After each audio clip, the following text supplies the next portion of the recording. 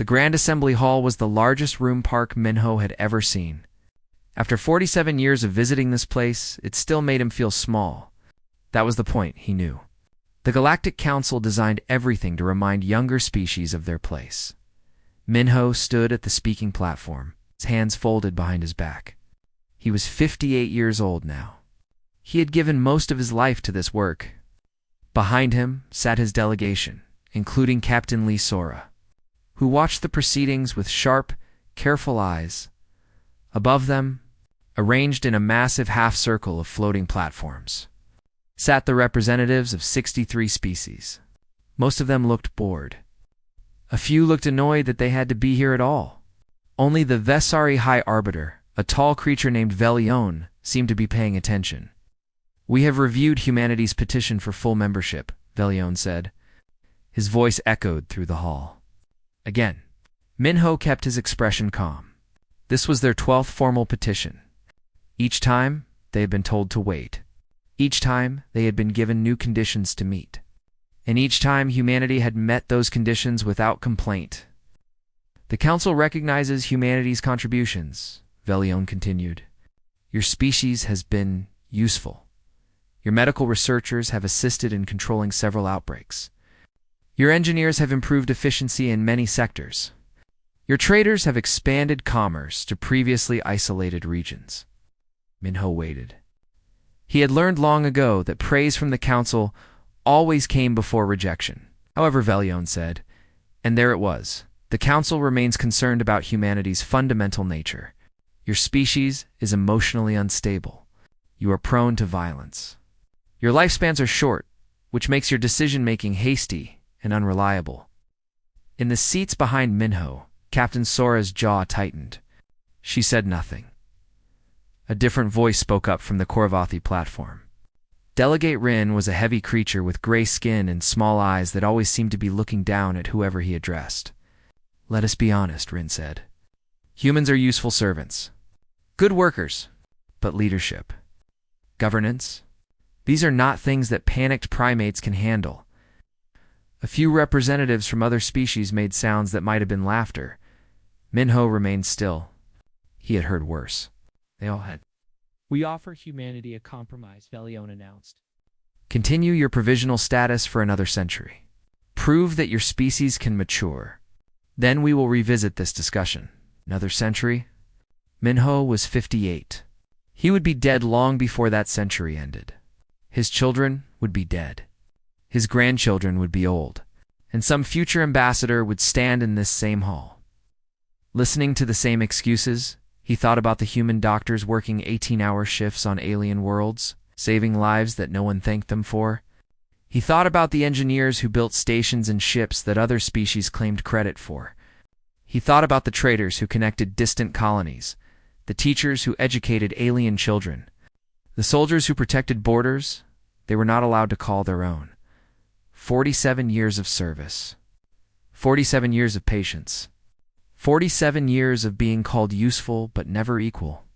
Min-ho reached up and removed the diplomatic badge from his chest. The small metal disc carried the emblem of the Galactic Council and the Provisional Seal of Earth. He had worn it for 30 years. He placed it on the speaking platform with a soft click. The hall went. "Quiet, Ambassador Park?" Velion leaned forward on his platform. "What are you doing?" Min-ho looked up at the High Arbiter. His voice was calm and clear.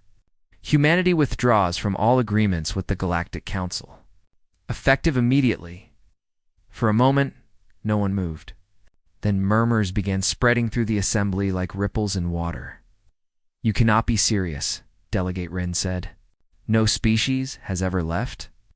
Min-ho finished the sentence for him. "Then we will be the first." Velion raised a hand to silence the growing noise. "Ambassador, I urge you to reconsider. Walking away from the Council means walking away from trade agreements, military protection, access to shared technology. We are aware," Min-ho said simply. "You will be alone," Velion pressed. "The galaxy is dangerous. Without Council support, humanity will struggle to survive." Captain Sora stood from her seat. Her voice carried across the hall without effort. "We have struggled before. We are still here. More murmurs. Some representatives looked uncomfortable now. Others seemed confused. This was not how these meetings were supposed to go. Younger species were supposed to accept whatever terms they were given. They were supposed to be grateful. Minho turned and walked toward the exit. His delegation followed in silence. Their footsteps echoed in the suddenly quiet hall. "Ambassador Park," Velion called out. "If you leave now, you leave forever. The council does not offer second chances." Minho stopped at the doorway. He turned back one final time. 63 species watched him, some with anger, some with confusion, a few, perhaps, with something that might have been respect. "We did not ask for second chances," Minho said. "We asked for dignity. You refused, so now we will find it elsewhere." He walked out. The doors closed behind him. In the hall, chaos erupted. Representatives shouted over each other. Some demanded that humans be stopped. Others laughed and said, "Good riddance." Delegate Rin declared that humanity would come crawling back within a year. High Arbiter Velion sat in silence. He was old. He had seen many species rise and fall. He had seen threats and bluffs and desperate acts of defiance, but something about the way Ambassador Park had placed that badge on the platform bothered him. There was no anger in the gesture, no desperation, no hope that someone would stop him. It was the action of someone who had already decided. Someone who was not bluffing. Velion looked at the small metal disc still sitting on the speaking platform. It caught the light of the assembly hall, shining like a small, abandoned star, for the first time in a very long while. The High Arbiter felt something he did not recognize. Later, he would realize it was the beginning of fear. The order came at midnight, Earth Standard Time. Every human station, every outpost, every ship received the same message. 3 words. Begin Protocol Sunset. Admiral Yun Taiho read the message on the bridge of his flagship. He was a tall man with gray hair and steady hands. He had commanded the frontier fleet for 15 years. He had always known this day might come. "Send confirmation to Earth Command," he said quietly, "and signal all vessels. We leave together. No one stays behind." Within hours, the largest organized movement in human history began. Cargo ships that had been scattered across 100 systems changed course. Military vessels formed escort formations. Transport carriers opened their bays to receive civilians and workers. Everything moved with perfect coordination, like a single living creature pulling itself together. The other species watched in confusion. They had expected anger. They had expected threats, demands, perhaps even attacks. Instead, they got silence. Humans simply packed their things and left. On the trading station, Korvath Korvathi merchant watched human shopkeepers close their stores. They did not argue about contracts or debts. They simply locked their doors, loaded their goods onto waiting shuttles, and departed. The merchant tried to stop one of them, a young woman named Shin Yuna, who had run a popular food stall for 6 years. "Where will you go?" he asked. "There is nothing out there for you," Yuna smiled politely.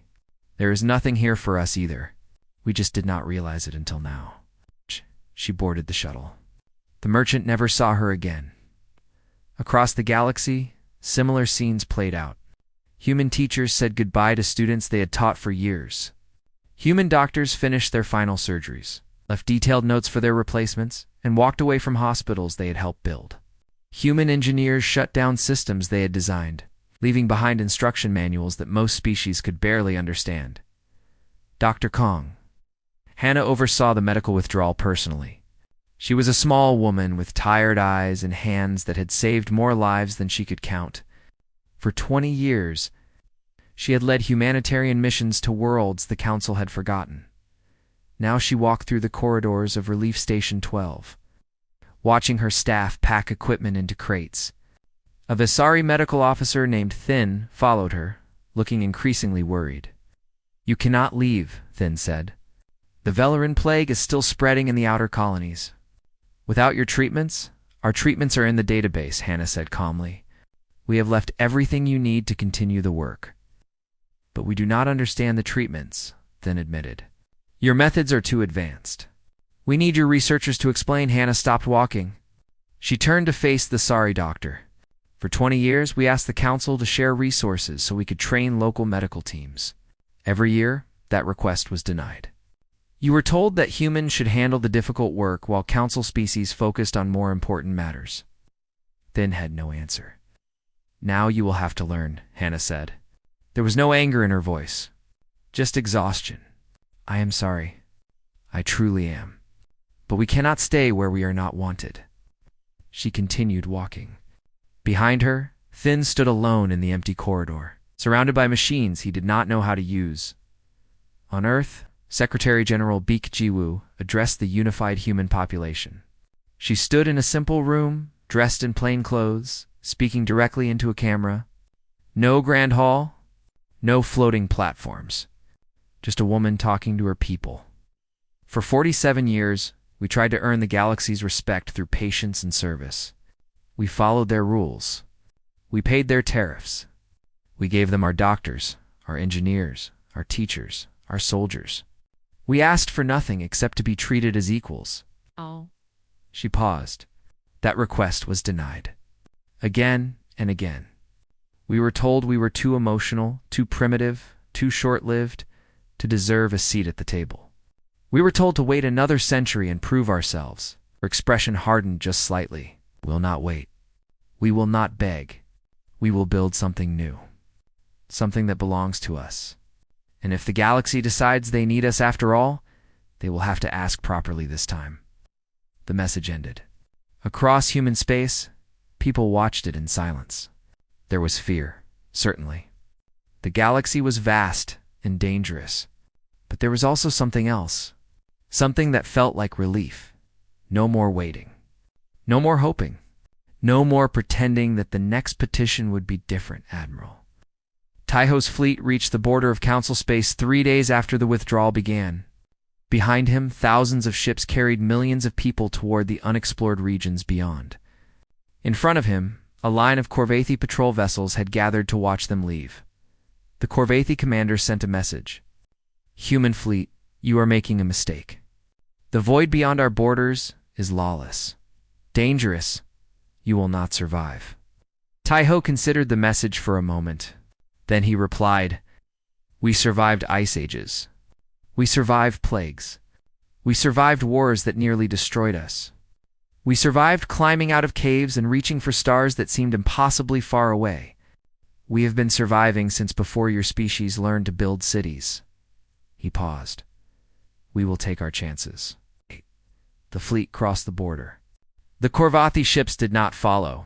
In the Grand Assembly Hall, High Arbiter Velion received reports throughout the day. Each one brought worse news. Human traders gone. Human medical teams gone. Human engineers gone. Human soldiers gone. They're bluffing, Delegate Rin insisted.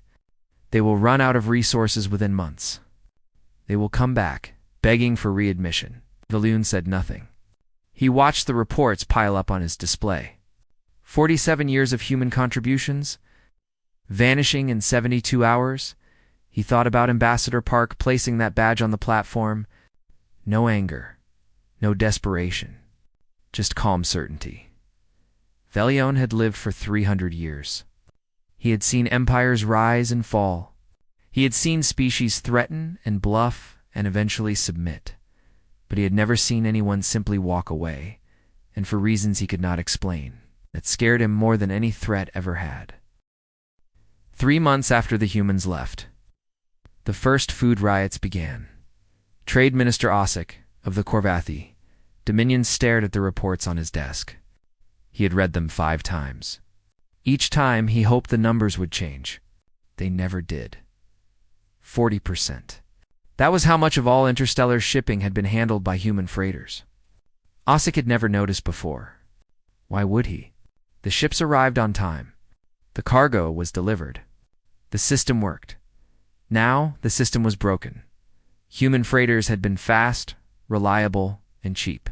They had traveled routes that other species considered too dangerous or too unprofitable. They had connected distant colonies to major trade hubs. They carried food, medicine, equipment, countless other goods across the galaxy, without complaint. Without them, everything slowed down. Shipments that used to take days now took weeks. Prices increased. Shortages spread. Industrial worlds that depended on imported food began to starve. Osik had tried to replace the human fleet with Korvathi vessels. It was not working. His captains demanded higher pay for dangerous routes. His ships broke down more often. His crews needed more rest, more supplies, more support. Humans had made it look easy. Now everyone was learning just how difficult it actually was. On the Zari Prime, Healer Thin worked through another sleepless night. The hospital was overflowing. Patients filled every bed, lined every hallway, crowded every waiting area. Most of them had the same disease, Velarin plague. 3 months ago, the plague had been under control. Human medical teams had developed treatments that kept the infection from spreading. They had trained local staff to administer the medicines. They had maintained quarantine protocols that protected healthy populations. Now, the humans were gone. And Thin was watching his patients die. He had tried to follow the instructions they left behind. He had read every document, studied every procedure, consulted every database, but the treatments required equipment that only humans knew how to maintain. The medicines needed ingredients that only human suppliers could provide. The protocols assumed a level of expertise that the Sari doctors simply did not have. "We need to contact the humans," Thin told his supervisor. "Ask them to send help." His supervisor, a senior healer named Voss, shook his head. "The High Arbiter has forbidden it. We will not beg the primitives for assistance." "People are dying," Thin said. "Then they will die with dignity," Voss replied. "Unlike the humans, we do not abandon our pride." Thin returned to the hospital floor. He did what he could. It was not enough. In the military command center of the Korvathi Dominion, generals gathered around a holographic display that showed their entire defense network. Red warning lights blinked across the map. Dozens of them. More every day. "This is impossible," General Morin growled. "Our defense grid has protected us for centuries." "The defense grid was upgraded 20 years ago," an officer explained nervously. "Human engineers helped design the new algorithms. The system requires regular updates to maintain optimal function. Then update it ourselves," Moran demanded. "We cannot," the officer admitted.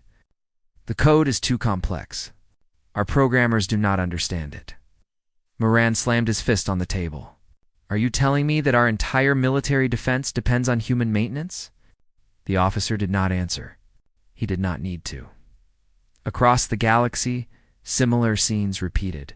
Communication networks that humans had helped build began failing. Research stations that relied on human scientists fell behind schedule. Mining operations that used human equipment slowed to a crawl. The Galactic Council had never realized how deeply humanity had woven itself into the fabric of their civilization. Humans had never controlled anything directly. They had never demanded credit or recognition. They had simply done the work that needed to be done, quietly and efficiently, until the entire system depended on them. Now, they were gone, and everything was falling apart. Commander Bikujin sat in a small monitoring station near the border of human space. His job was simple: listen to Council communications and report anything important. These days, everything was important. He heard the food riots on Korvath Minor. He heard the plague spreading through the Sari colonies. He heard military commanders arguing about broken defense systems. He heard diplomats blaming each other for the crisis. He heard citizens asking why no one had stopped the humans from leaving. He recorded everything and sent daily reports to Earth Command. The reports were getting longer each week. "You think they will ask us to come back?" His assistant, a young officer named Cho Minji, asked one evening. Wujin considered the question. "Eventually, when they run out of options, and will we go back?" Wujin looked out the window at the stars beyond the border. Human ships moved through that space now, building new stations, establishing new routes, creating a new civilization that did not need council approval. "That depends," he said. "On how they ask?" In the Grand Assembly Hall, High Arbiter, Velion, reviewed the latest emergency reports. Food shortages on 12 worlds. medical crises on 8 more, military vulnerabilities across the entire frontier, economic collapse in 3 major sectors, and beneath it all, one simple truth that no one wanted to admit: this was their fault. Delegate Rin still insisted that humans would come crawling back. He gave speeches about human weakness, human desperation, human need for council protection. But the intelligence reports told a different story. Humans were not desperate. They were thriving. They were building faster than anyone expected. They were forming alliances with non-council species. They were creating trade networks that bypassed council space entirely. Velion had underestimated them. They all had. Humans were not strong, despite their short lives. They were strong because of them. They did not have centuries to plan and wait. They had to act now, build now, achieve now. That urgency made them dangerous. And now, for the first time in 10,000 years, the Galactic Council faced a problem they could not solve through patience or politics. They had let their most valuable members walk away, and they had no idea how to bring them back. The Thessari diplomatic vessel crossed into human space slowly, its weapons powered down, its shields lowered. It was the universal signal of peaceful intent. It was also, High Arbiter Valion knew, a signal of surrender. 6 months. That was how long it had taken for the Galactic Council to break. Velion stood at the viewport, watching human patrol ships escort them toward a station that should not have existed. 6 months ago, this region had been empty space. Now it held a massive structure of gleaming metal and bright lights, surrounded by hundreds of vessels moving with purpose and precision. Zhongzong Gate, the humans called it, their new gateway to the galaxy. Built in half a year by a species the Council had called primitive, Delegate Rin stood beside Velion, his gray face pale with something that might have been fear. He had insisted on joining this mission, claiming that humans respected strength and would respond better to a show of force. Now, surrounded by human warships, Rin had nothing to say. "We are being hailed," the ship's captain announced. "They are sending a docking assignment." Velion straightened his robes. "Accept it. And remind everyone, we are guests here. Behave accordingly." The ship docked smoothly. The airlock opened, and there, waiting in the corridor beyond, stood a single human officer. Lieutenant Han Youngji was young by any species standards. She could not have been more than 30 years old. Her uniform was simple and clean. Her expression was polite but distant. "High Arbiter Velion," she said, her voice calm. "Welcome to Zhongzong Gate. Please follow me. No ceremony. No honors. No acknowledgement of Velion's status as leader of the most powerful species in Council space. Just a young officer, treating them like any other visitors." Rin bristled at the disrespect. Velion silenced him with a look. They walked through the station's corridors. Everything was new, efficient, and functional. Human workers moved past them without pausing, focused on their tasks. Nobody stared at the alien delegation. Nobody seemed impressed or intimidated. "Your station is impressive," Velion offered, attempting conversation. "You've built it quickly." "We had motivation," Yunji replied without turning around. They reached a large conference room. Windows lined one wall, showing a view of space filled with human ships. Dozens of them. Perhaps hundreds. 6 months ago, humanity had been a provisional member with a small fleet and limited resources. Now they had this. Velion began to understand just how badly the Council had miscalculated. The door opened, and Ambassador Park Minho entered. He looked older than Velion remembered. His hair was grayer, his face more lined. But his eyes were the same. Calm, patient, unreadable. "High Arbiter," Minho said, taking a seat across the table. "I did not expect to see you personally." Velion remained standing. He had prepared speeches for this moment. Grand words about reconciliation and shared futures. Looking at Minho now, those words seemed hollow. "We have come to discuss humanity's return to the Council," Velion said. "I assumed as much," Minho replied. "Please, sit." Velion sat. So did Rin, though he looked like he wanted to be anywhere else. The council recognizes that mistakes were made. Velion began carefully. There were misunderstandings regarding humanity's status and contributions. We wish to correct those errors. Minho listened without expression. We are prepared to offer full membership, Velion continued. Equal voting rights. Representation on all major committees. Everything humanity requested before. Minho was silent for a long moment. Then he asked a simple question. Why should we return? Velion blinked. I just explained. Full membership, equal rights, those were our requests 47 years ago, Minho interrupted gently. We have spent 6 months building a new life without the council. Our people are thriving. Our economy is growing. We have formed alliances with species the council ignored for centuries. Why should we give that up? Rin could not contain himself. Because the galaxy needs stability. Because the council has maintained peace for 10,000 years. Because you are dying, Minho finished. The words hung in the air. Rin's mouth opened and closed without sound. Velion lowered his head. There was no point in pretending anymore, as he admitted. We are dying. Supply chains have collapsed. Medical systems have failed. Military defenses are compromised. Old enemies sense weakness and are gathering at our borders. Without humanity, the council cannot survive. Minho nodded slowly. Thank you for your honesty. Will you help us? Velion asked. There was no pride left in his voice. Just desperation. That is not my decision alone, Minho said. I will bring your offer to my government. They will discuss it. A response will be sent. How long? Velion pressed. As long as it takes. Velion wanted to argue. He wanted to demand immediate action.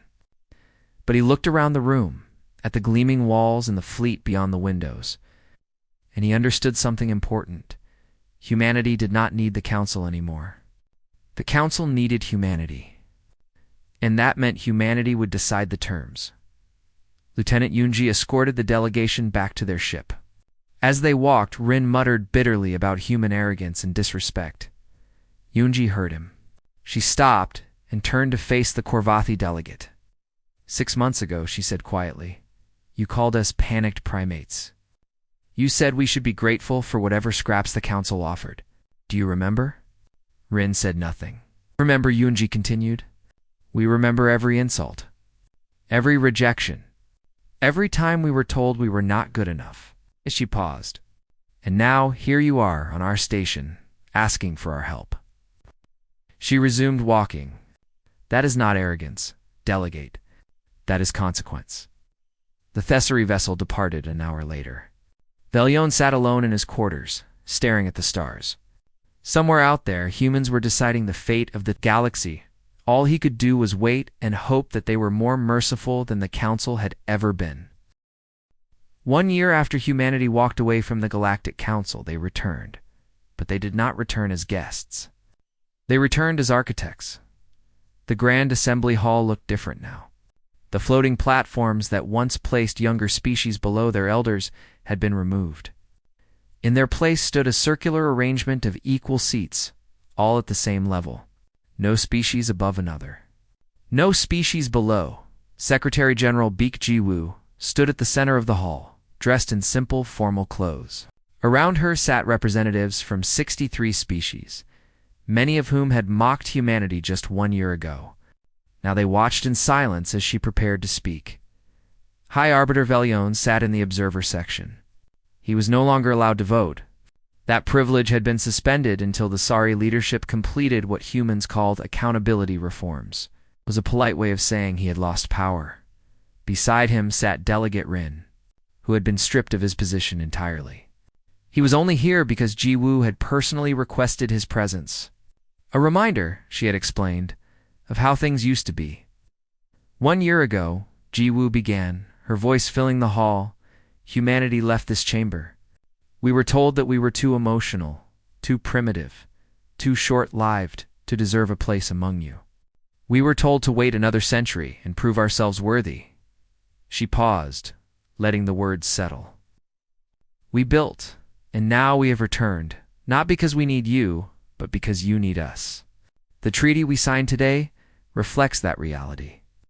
She gestured, and holographic text appeared above the assembly, outlining the terms of humanity's return. First, humanity will hold permanent seats on all governing bodies. Our votes will carry equal weight in every decision. Murmurs rippled through the crowd. Some representatives looked uncomfortable. None objected. Second, human currency will serve as the galactic standard for trade. Our economic systems will be integrated into all council markets. More murmurs. The Korvathi delegation shifted uneasily. Their economy had nearly collapsed during the year without human trade routes. They were in no position to argue. Third, the military command structure will be reorganized under joint leadership, with Admiral Yun Taiho serving as Supreme Commander of Combined Defense Forces. Admiral Taiho sat in the human delegation, his expression calm. He had spent 30 years protecting borders he was not allowed to claim. Now those borders would answer to him. Fourth, Dr. Konghana will serve as Chief Medical Director for all Council worlds. Her protocols and standards will become mandatory across every hospital and research facility. Hannah sat beside Taiho, her tired eyes scanning the assembly. She had returned to Council space 3 months ago to help contain the plagues that had spread in her absence. Thousands had died while the Council debated whether to ask humans for help. Thousands more had been saved once she arrived. Fifth, the term provisional member is abolished permanently. No species will ever again be made to wait generations for basic recognition and dignity. This time there were no murmurs. The hall was completely silent.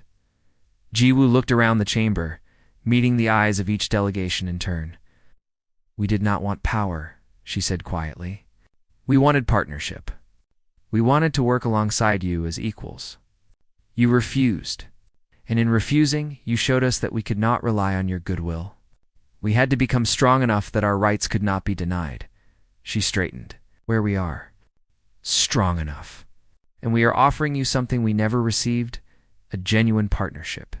Not because you earned it, but because we believe the galaxy works better when everyone contributes." She stepped back. "The treaty is open for signing. Any species that objects may leave, we will not stop you. But know this, if you walk away today, you walk away from everything humanity has built. Every trade route, every medical program, every defense system, everything." No one moved. One by one, the delegations approached the signing platform. This Ari Korvathi and dozens of others pressed their seals to the document. When it was done, the holographic text flashed green. The new Galactic Council was born. After the ceremony, Ambassador Park Min-ho stood by a viewport, watching ships come and go from Varanthos Prime. He was old now. His days of active diplomacy were behind him. Young people like Lieutenant Han Yunji would carry humanity forward from here. Secretary General Ji Woo joined him at the viewport. "How does it feel?" she asked. Mena considered the question. "Strange. 47 years of fighting for this moment. And now that it is here, I am not sure what I feel." "Vindication?" He shook his head. "No, vindication was never the goal. We simply wanted to be treated as people. They refused. So we left. And now they understand. Do they?" Jiwoo asked. "Truly understand?" Minho watched a human cargo freighter depart the station. It passed a Thesari vessel in the starport. The Thesari captain, visible through the cockpit window, raised a hand in salute. The human captain returned it. "Perhaps not all of them," Minho admitted. "Perhaps not yet. But the young ones will learn. They will grow up in a galaxy where humans are equals, not servants. They will never know anything different." He turned to face Jiwoo. "That is the real victory. Not what we gain today, but what future generations will never have to fight for." Q nodded slowly. She understood. In the assembly hall, the new council began its first session. Humans sat alongside the Sari, Korvathi, and dozens of other species. There were arguments, disagreements, and difficult negotiations. There always would be. But there was also something new, something that had not existed before. Respect not given freely. Not offered out of kindness, but earned through pain, through patience. Through the simple act of walking away, when walking away was the only option left. The galaxy had learned its lesson. Those who build quietly, serve faithfully, and leave with dignity are not the weak ones. They are the ones you cannot afford to lose, in humanity. For all its short lives and emotional hearts, had proven that some lessons are worth teaching, even if it takes a year of silence to make the galaxy listen.